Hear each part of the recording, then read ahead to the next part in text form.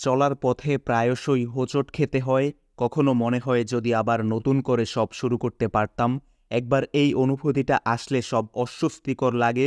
Joao ফেলিক্সের সাথেও হয়েছে ঠিক এমনটাই। ফুটবল ইতিহাসের চতুর্থ সর্বোচ্চ ট্রান্সফার ফিতে মাত্র ১৯ বছর বয়সে স্পেনের রাজধানী মাদ্রিদে এসে কখনোই নিজেকে মেলে ধরতে পারেননি ফেলিক্স। শেষ পর্যন্ত অ্যাটলেটিকো মাদ্রিদ ছেড়ে একটা হতাশাই তার সঙ্গী হয়েছিল। মাঝখানে চেলসি, বার্সেলোনায় ২টা লোন স্পেল, শুরুটা আশা জাগানিয়া হয়েও ব্যর্থ হয়ে ফিরে যাওয়া। চেলসির মালিকপক্ষ লোনে আসা ফেলিক্সকে রাখতে চাইলেও কোচ পচেত্তিনো তাকে চাননি, তাই পচেত্তিনো যাওয়ার পর চেলসি ঠিকই আরও একবার ফেলিক্সকে নিয়ে এসেছে।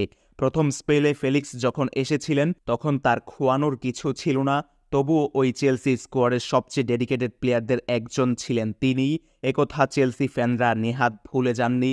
ভালোবাসার ক্লাবের প্রতি প্যাশন দেখিয়ে যার মন গলানো যায় তাদের মধ্যে ফেলিক্স তো প্রিয়পাত্র হওয়ারই কথা। ফেলিক্স তাই চেলসি ছেড়েছিল একরাশ ভালোবাসা নিয়ে, সেই ভালোবাসার টানেই আবার ফিরে এসেছে। ফিরেই ডেবিউ ম্যাচে মাঠে নেমেই ১২ মিনিটের মাথায় গোল করল।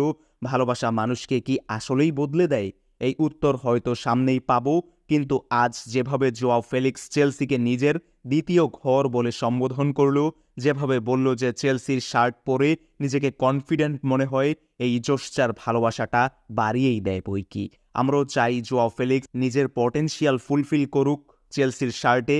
আর্জেন্টাইন এনজো, ইংলিশ পামার, স্বদেশি নেতোর মধ্যে খুঁজে পাক তার নিজের বন্ধুদেরকেই। এবার সময়টা জোয়াও ফেলিক্সের তাই ঘুরে দাঁড়ানোর।